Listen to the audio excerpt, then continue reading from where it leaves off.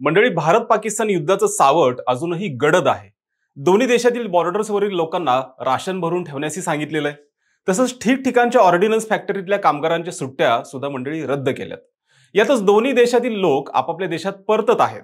टँकवर rocket तैनात करून ठेवण्यात आली आहेत. दरम्यान एका बाजूला दोन्ही देशांची ही धांदल उडालेली असताना दुसऱ्या बाजूला मात्र चीनने रशियाकडून मंडळी 400 अण्वस्त्र विकत घेतलेली आहेत.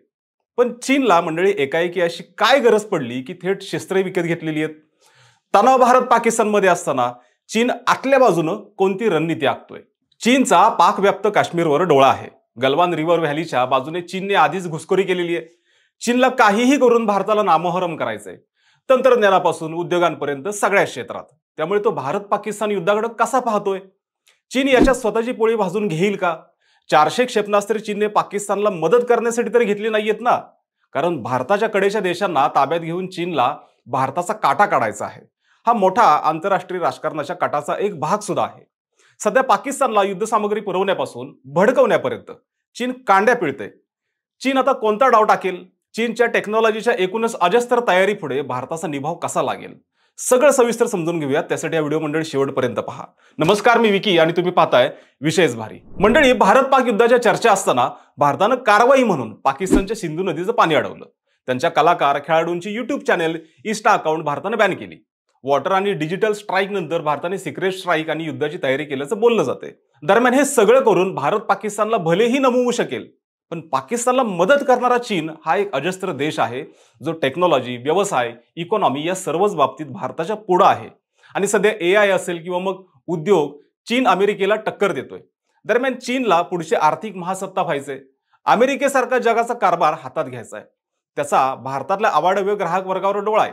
परिणामी भारताच्या आजूबाजूला असणाऱ्या देशांच्या कंगालीचा फायदा घेऊन आधी त्यांच्यावर सत्ता प्रस्थापित करायची आणि सगळ्या बाँड्र्या काबीज करून भारताचा काटा काढायचा, असा चीनचा डाव आहे. आता भारत पाक युद्ध झाल्यावर चीन कसा त्याचा फायदा करून घेईल हे पाहूच. पण सध्या चीन व पाकिस्तानच्या नात्यांची थोडक्यात माहिती घेऊयात.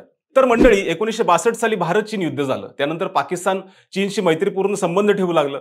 पुढे पाकिस्तान व चीनमध्ये संरक्षण क्षेत्रात ही चांगली भागीदारी झाली.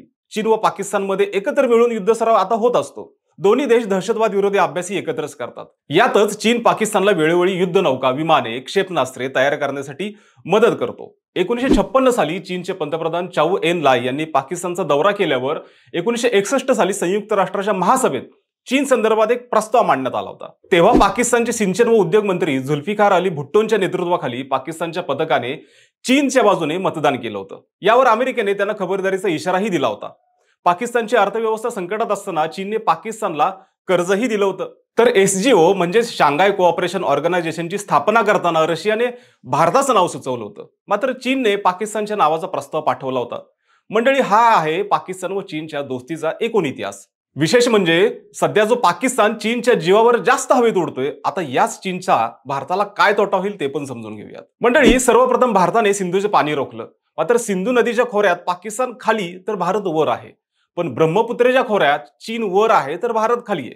उरी हल्ल्यानंतर 2016 साली भारताने पाकिस्तानला दम दिला होता. त्यावर चीनने यार्लन तांगपो या नदीची एक उपनदी रोखून ठेवली होती. हीच नदी भारतात येऊन ब्रह्मपुत्रा बनते. आपण सीमेजवळ उभारत असलेल्या विद्युत प्रकल्पाला पाणी लागत असल्याचं चीननं सांगितलं होतं.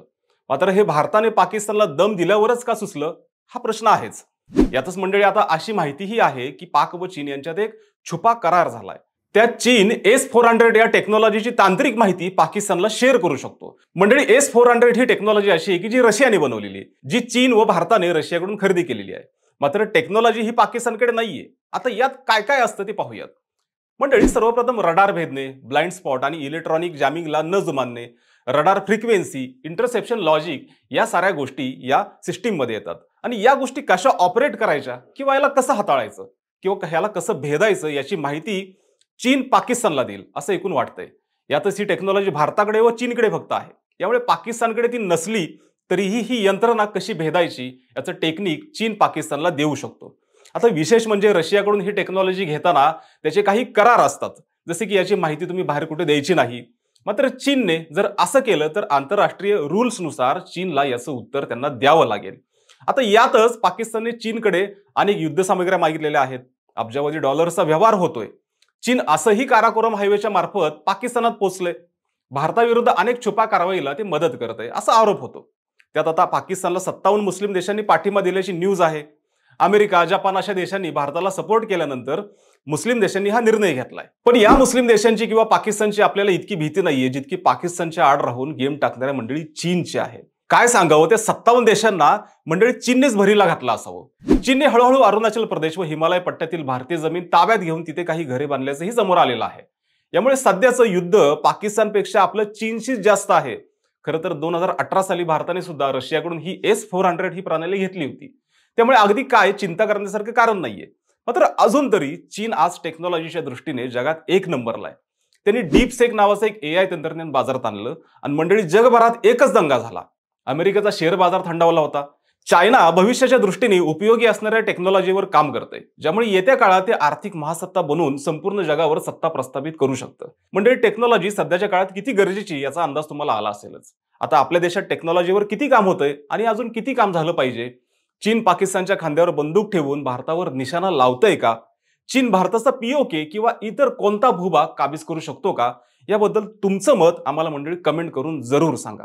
सोबतच आपल्या विशेष भारी या युट्यूब चॅनलला सबस्क्राईब करायला विसरू नका. आणि हा व्हिडिओ जर तुम्ही फेसबुकवर पाहत असाल तर विशेष भारी FB या फेसबुक पेजला देखील मंडळी फॉलो करायला विसरू नका. धन्यवाद.